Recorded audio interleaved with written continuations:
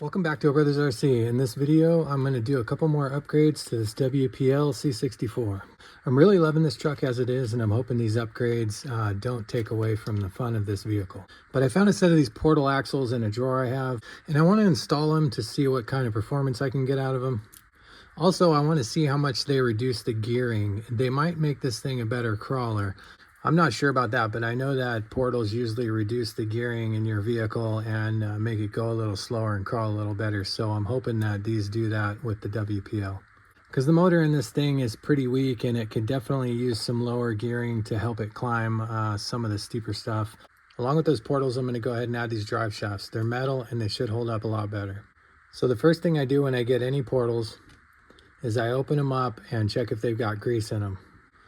These have no grease here, so I'm going to go ahead and add a little. All right, now that that's done, I want to check the ring and pinion gear for grease inside of this pumpkin here.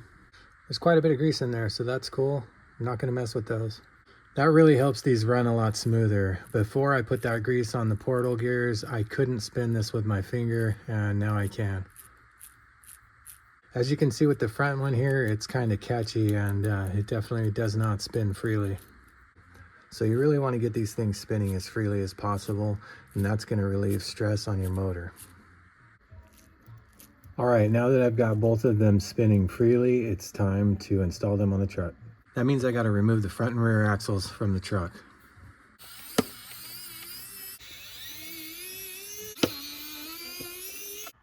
Now that I've got the four-link and the drive shaft detached, I'm just going to go ahead and pull on these shocks, and the whole axle comes loose.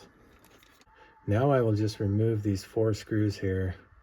Okay, I got the 4 screws back in. Let's reattach the tops of my shocks here.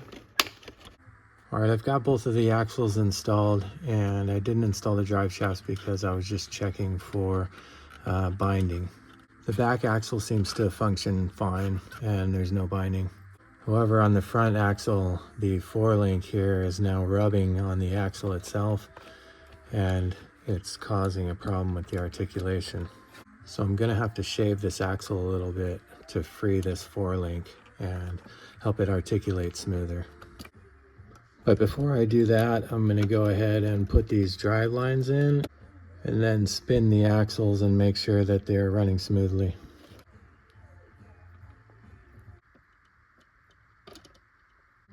So I put the drive shafts on, and this is a potential problem. The drive shaft's at a pretty hard angle here. Hopefully it'll be able to handle it. Probably put a little oil on it to help. Okay, I got the drive lines in. Let's give these axles a spin.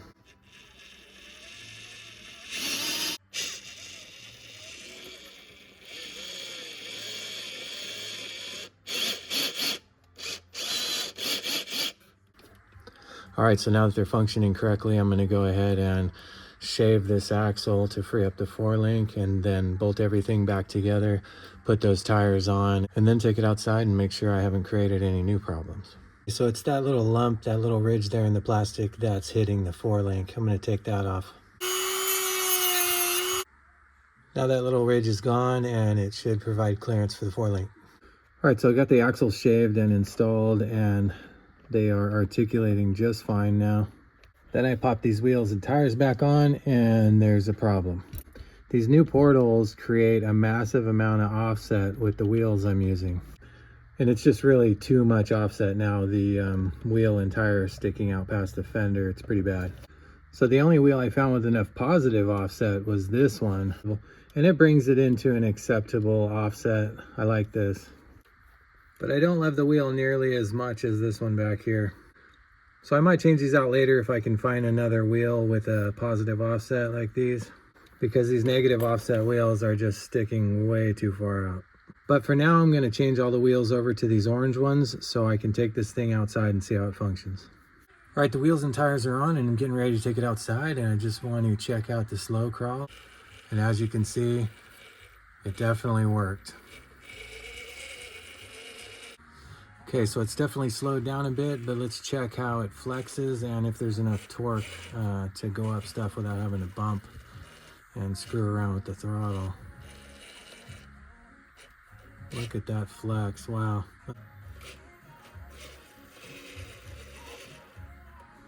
As you can see, the slow crawl and the suspension are working really good.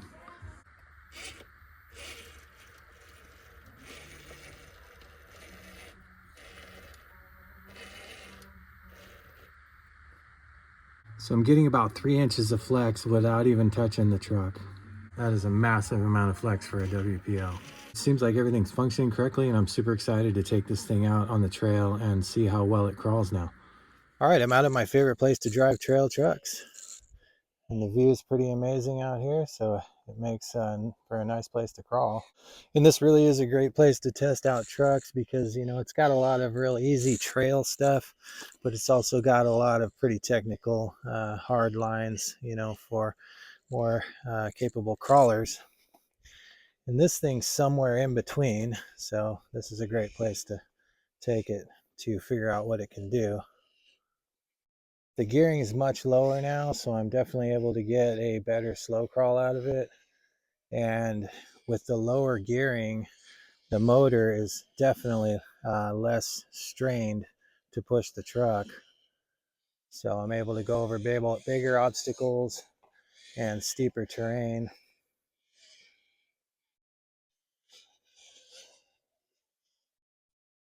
Take, for instance, this rock here. There is zero chance that the stock truck would have been able to get up this.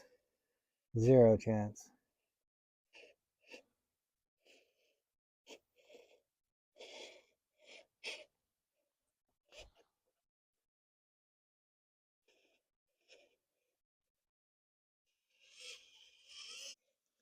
So yeah, I've only been driving this thing for a few minutes, and it is just way more capable than it was.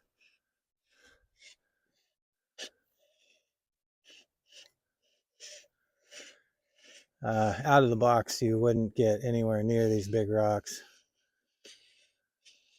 Wow, check out that suspension. It is working really well.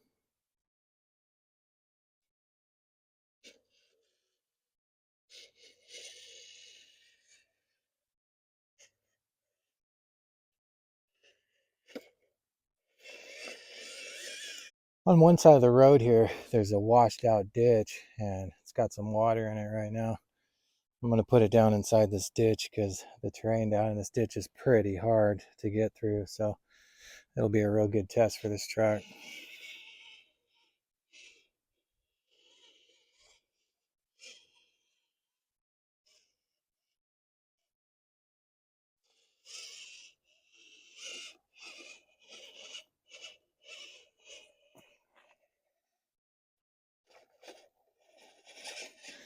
Got wet tires now.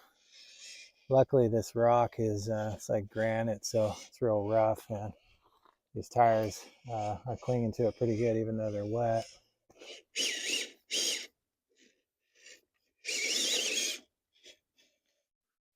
So it's still got some wheel speed, as you saw there, but the slow crawl is definitely so much better.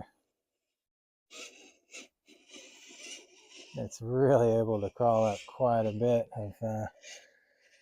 more difficult obstacles for sure.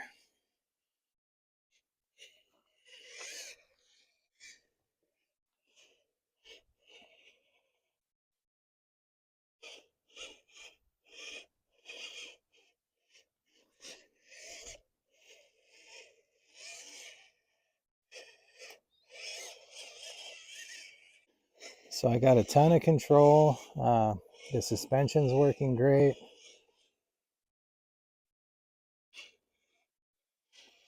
The motor is definitely, you know, not underpowered anymore.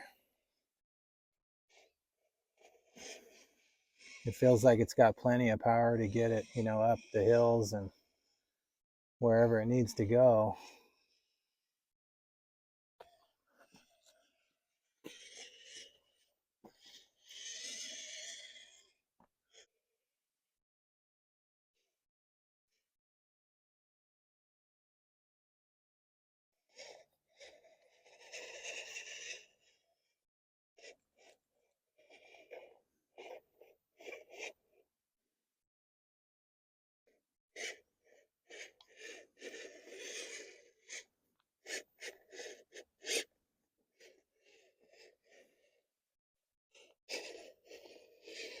Yeah, this thing is just really capable, and I'm really liking it.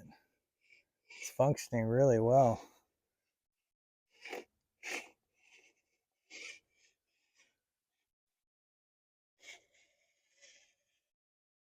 So even with wet tires, this thing is able to just troop right through all of these big chunky rocks.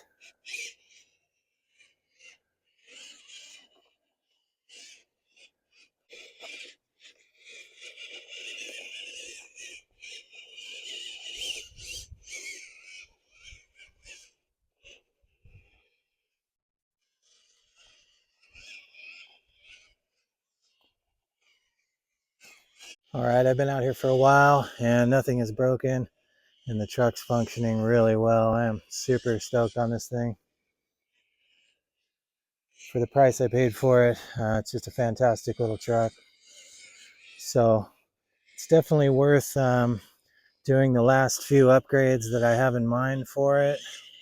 Since it works so well, I'm going to go ahead and do those last few upgrades to it. I'm going to head back to the garage and I'll tell you guys what the upgrades I'm planning on doing to this thing are, the last few upgrades I'm planning on doing, and then we'll wrap this video up. So it did really well, and I really like these portals as well as these drive lines. And I can recommend both of these upgrades. The portals, however, are going to take a little bit of work to get them installed. So remember that if you're going to pick up a pair. Kind of bummed that I had to change the wheels out to get the portals to work, but these wheels are growing on me. And I think I'm going to paint them, or I'm going to paint the truck. And that's what I got in mind for the next upgrades on this truck. I'm going to go ahead and paint this truck, give it a real cool paint job. Probably remove these side windows, and I'm going to put a driver in there. And while I got the body off, I'm going to see if I can move this battery up front somewhere. Who knows, maybe I'll find something else I want to do while I'm doing that, but really that's all I have in mind now, because the truck performs really well and doesn't really need anything else. So if you're enjoying this WPL C-64 upgrade series, please hit the like and subscribe buttons, and then smash the bell and you'll get notified when I post the next video in this upgrade series. All right, I gotta go make some money, so thanks for stopping by. And please make sure you smash that like button before the video ends. But most importantly, when you think RC, think O Brothers RC. Thanks for watching.